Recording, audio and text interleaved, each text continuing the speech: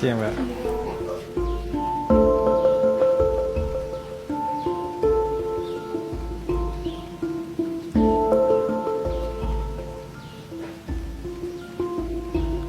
Berada di kaki Gunung Lawu, candi ini menjadi salah satu petunjuk keberadaan jejak Prabu Brawijaya kelima, raja terakhir di tahta Majapahit.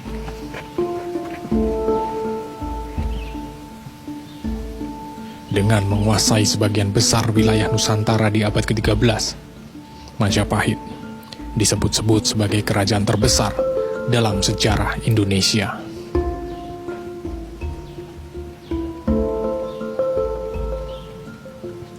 Seperti halnya candi-candi bercorak Hindu lainnya, Candi Cetho juga dibangun di wilayah dataran tinggi, tepatnya di Dusun Cetho, Kecamatan Jenawi, Kabupaten Karanganyar.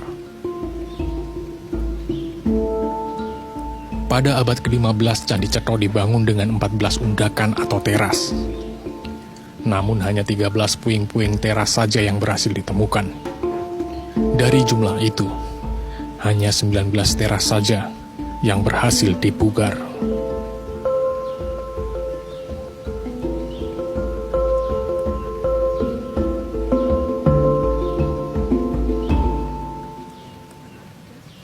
Di teras ke-8 inilah terdapat sesosok arca dalam perupaan Mahadewa yang dalam babat tanah Jawi diyakini sebagai Brawijaya kelima.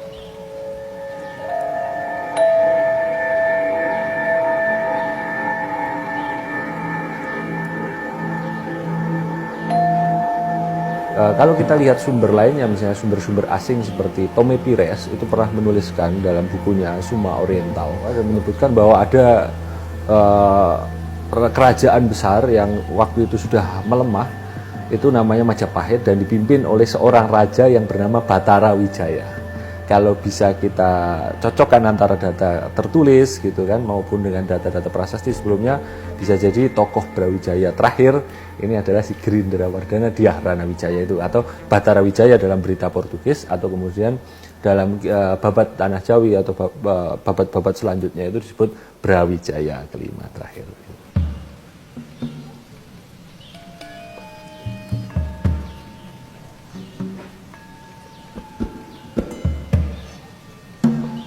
Dua arca sosok yang dipercaya sebagai Sabdo Palon dan Naya Genggong terdapat di tingkat ke-7 dari Candi Cetho. Kabar yang tersiar, mereka adalah abdi dan penasihat spiritual Sang Prabu.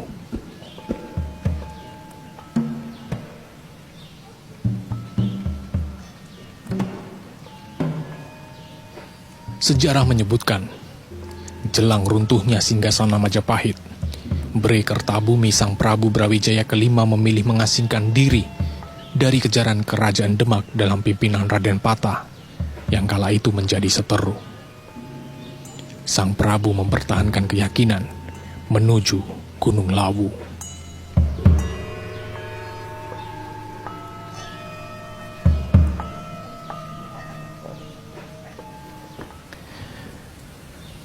Sepenggal sejarah runtuhnya Majapahit bisa ditemui di kaki Gunung Lawu bahkan hingga puncaknya. Prabu Brawijaya V memutuskan moksa untuk bisa hidup kekal abadi di sisi Sang Pencipta. Setidaknya itulah yang diyakini oleh sebagian masyarakat Jawa hingga kini. Menelusuri jejak Sang Prabu adalah pilihan tepat untuk memastikan kebenarannya.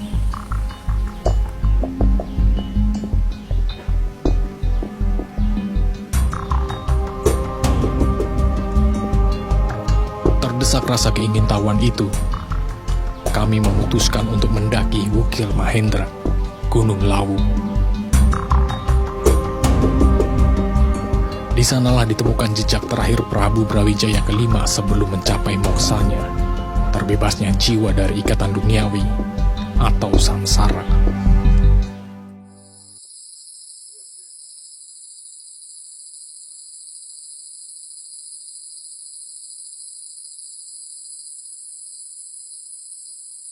Gunung Lawu pada awalnya disebut sebagai Argo Wukir Mahendra. Gunung ini adalah gunung api purba yang telah lama tertidur. Catatan yang ada menyebutkan, letusan terakhir terjadi pada 28 November 1885.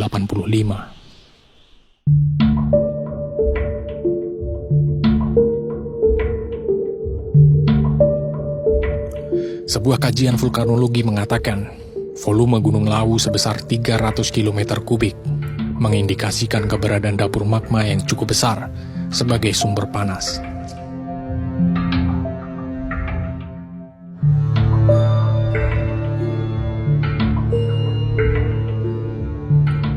Dengan ketinggian 3.265 meter di atas permukaan laut, Gunung Lawu masuk dalam jajaran Seven Summit-nya Pulau Jawa. Gunung ini menjadi gunung tertinggi ke-6 di atas bumi Jawa Dwipa.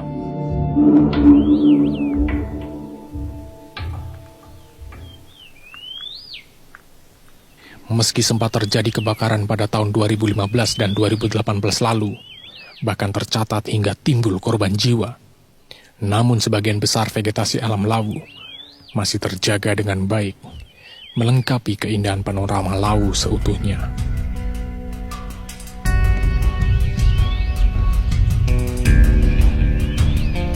Keindahan Lawu inilah yang sedari dulu menarik perhatian para pendaki. Sejak zaman Belanda, Lawu sering dikunjungi sebagai lokasi wisata, kajian ilmiah, hingga disakralkan sebagai tempat mengasah spiritual kepercayaan tertentu.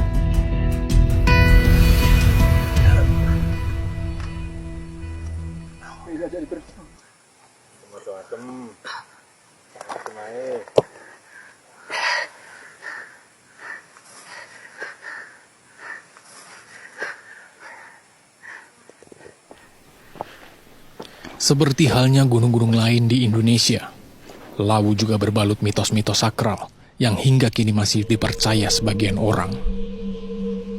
Salah satunya jika kita mendapati kehadiran jalak gading saat melakukan pendakian. Cerita yang beredar, jalak tersebut akan menunjukkan kepada kita arah pendakian yang benar. Konon burung ini hanya memberi petunjuk kepada tamu-tamu Lawu yang berniat baik.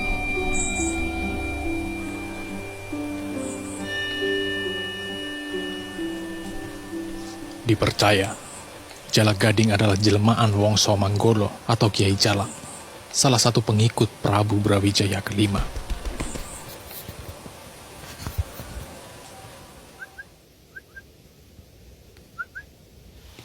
Beruntung saya ditemani jalak gading. Burung jenis inilah yang menuntun para pendaki jika tersesat.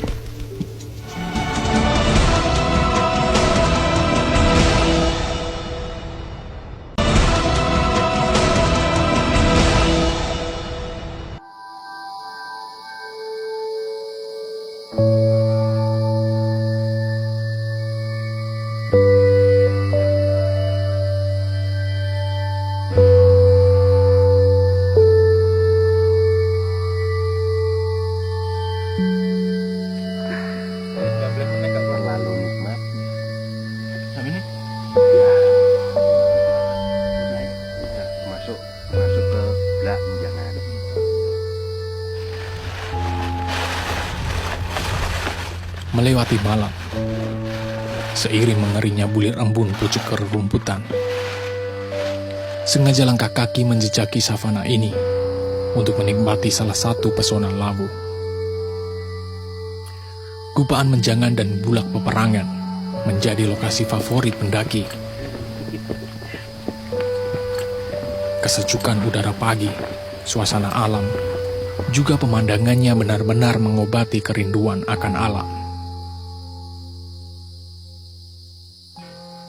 Disinilah sepenggal legenda Sang Prabu kembali tercatat. Ketika peperangan terjadi antara pasukan Sang Prabu Brawijaya dengan seteru yang memburu dari kerajaan Cepu di bawah pimpinan Adipati Cepu. Angan pun terbang mengindra. Hebatnya peperangan kala itu.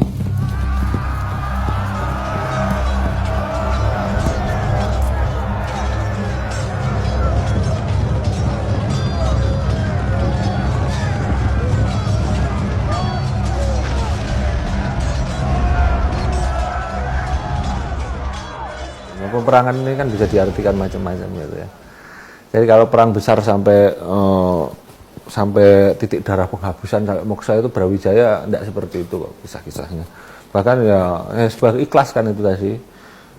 Ya kalaupun perang yang terjadi itu tidak separah apa yang terjadi di Kediri, tidak separah apa yang terjadi di Trawulan gitu ya. Itu kan benar-benar bumi hangus. Kalau misalnya benar-benar terjadi perang bumi hangus di situ, maka kita nggak akan menikmati Candi Sukuh, Candi Ceto seperti hari ini kan.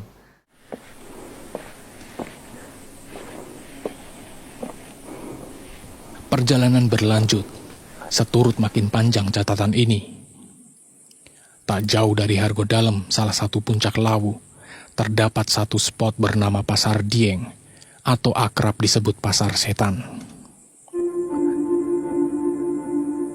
Terdengar cukup mistis, karena mitos yang berembus, di sini sering terdengar riuh bak pasar, namun tak terlihat.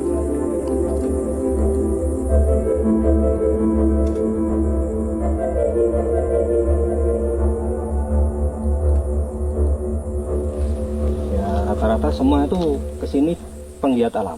Jadi rata-rata cuma ingin cari keindahan alam. Jadi soal mitos kayak jalur kayak gini, istilahnya kayak pasar setan kayak gini, dia taunya cuma kita lintas jalur aja. Jadi gitu. Tapi kita cuma menikmati alam. Tapi kalau waktu-waktu tertentu memang ada segelintir orang juga, misalnya waktu 1 Muharram atau 1 Suro itu ada upacara-upacara di sini gitu aja.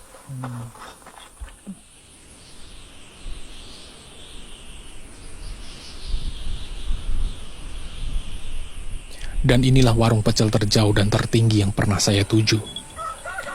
Warung Mbok Yem, di ketinggian 3.150 meter di atas permukaan laut.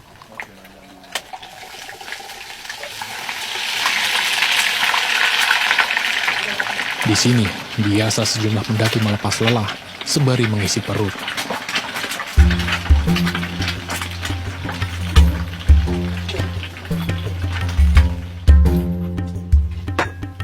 Pecel Mbok Yem adalah menu istimewa.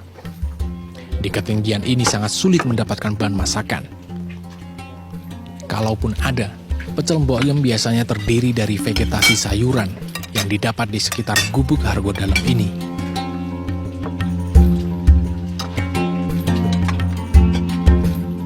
Kuliner sederhana ini terasa istimewa jika dilahap di ketinggian seperti ini.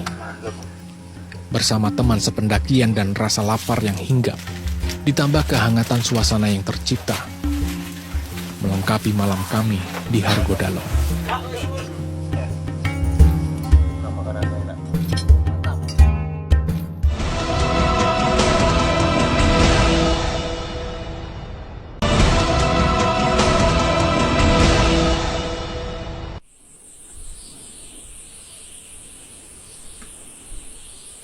Jujuke wong mangan kuwi nang nggonku. Wong endi wae? Nggih, Mbok pun terkenal. Lah ya munggahke sapa tekokne aku to? Nggih. Mbok yen ning dhuwur apa ora mesti kuwi. Nek aku renek ki terus nek rende sego piye yo kesana-kesenekat Mas Awi. Mbok Yem atau Wakiyem, Bener. nama beliau cukup tenar di kalangan pendaki. Terlebih bagi mereka yang pernah menjadi tamu Lawu. Mbok Yem niku asline Karanganyar apa nggih? Mak getang kok arang anyar piye? Magetan. Oh. Kok getang? Nek ngandhat medale pundi? Iya, saya samang liwatin niku wau. 1000. Wis bawah ya.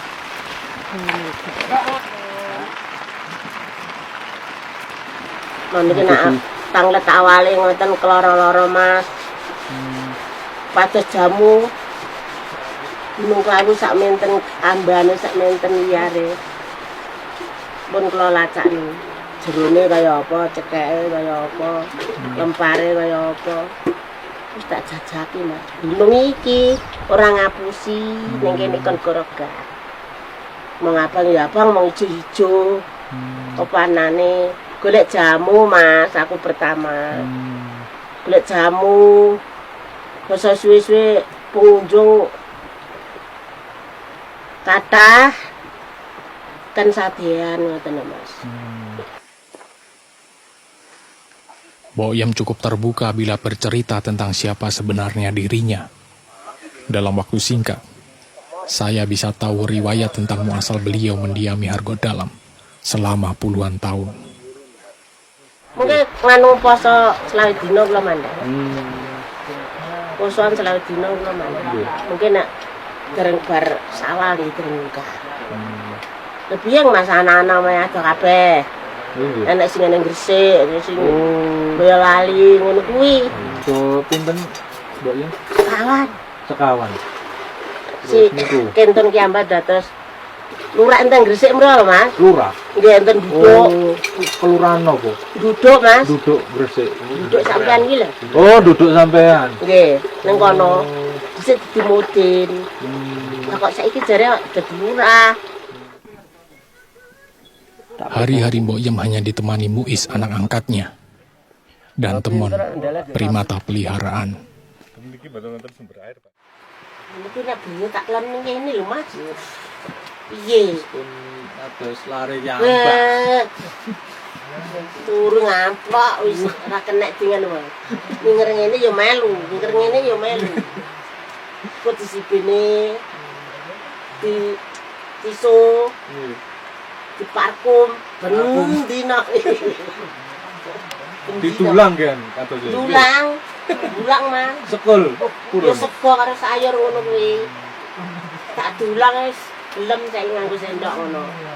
Dek dhisik lho mangan nek ceker ngene ora wareg. Sendok wareg. Tak dulang Mas. Wis tekan ndi fotone. Tandaan sen lho. Ya tak benak wis. Gelem gak kowe? Tak klambene gelem gak? Di senja usianya, Mbok Yam mengaku hanya akan pensiun dari Hargodalam bila Gusti menghendaki. Nek urung dilumangsarne karo sing pokok duwe Hargodalam kene. Ya mestine urung gelem, Mas. Engko nek wis iso nglumlangser, engko ya kudu ya medon. Nek iki sik diguceng kok ora oleh kok. Bayang piro sih?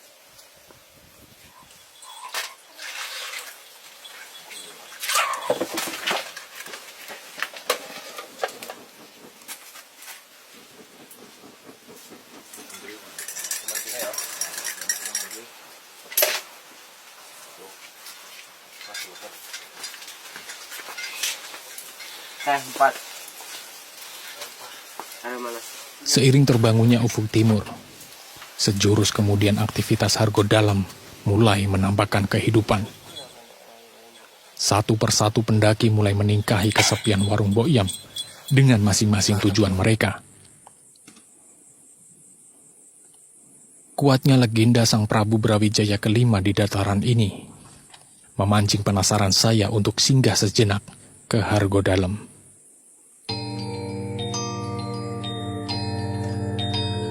Sebuah tempat yang dikultuskan sebagai lokasi petilasan atau jejak moksanya Sang Prabu, Raja Majapahit. Hingga kini mereka yang percaya masih kerap terlihat melakukan ritual seturut dengan ajaran keyakinan yang ada mengenai keberadaan Brawijaya kelima dalam persepsi kepercayaan mereka yang tersurat dalam Babat Tanah Jawi. Narasi sejarah sekalipun tak ada yang menyebutkan kemana Sang Prabu di akhir hayatnya. Ya sekali lagi ini ada di Babat Tanah Jawi kan. Kita kalau Babat Tanah Jawi kalau dalam ilmu sejarah kritis atau yang akademis kita kan ya susah memverifikasinya gimana caranya mukso. Ya kan, terus juga tulisan Babat Tanah Jawi sendiri ditulis ratusan tahun kan, hampir 300 tahun setelah kejadian itu. Orangnya nggak bisa dilihat sendiri. Tapi yang mengingat memang biasanya kan kalau raja-raja Majapahit, raja-raja Hindu-Buddha itu biasanya punya pendarmaan. Nah kali ini kan memang tidak ada pendarmaannya, candi pendarmaannya gitu kan. Maka kalau kemudian ada yang menganggap bahwa raja terakhir Majapahit ini kemudian menghilang gitu kan, itu ya bisa jadi karena memang tidak ada candinya gitu, atau candi monumen, candi pendarmaannya ini. Maka wajar kemudian ada yang berasumsi bahwa beliau ini mokso. Tentu saja kita hargai apa yang memang diyakini masyarakat seperti itu, dan memang tidak ada candinya sih.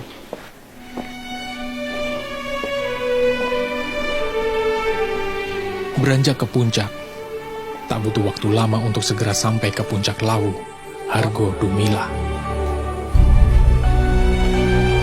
Disinilah klimaks kepuasan para pendaki Lawu membuncah. Seketika letih tak terasa, bangga pun menyesak di dada. Ada renungan akan rasa syukur untuk kebesaran ilahi di sini.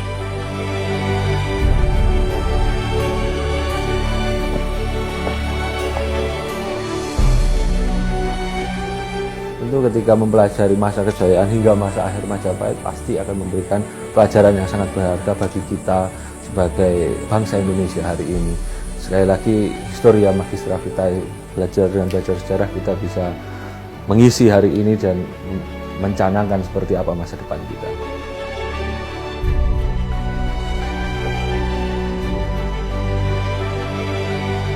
Kebesaran gunung bukan untuk ditaklukkan.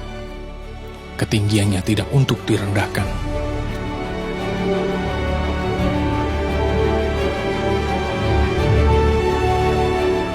Garis tebal dalam catatan saya kali ini, Lawu dan jejak Sang Prabu dalam keindahan serta kesakralannya adalah salah satu dari berjuta warna pesona Indonesia.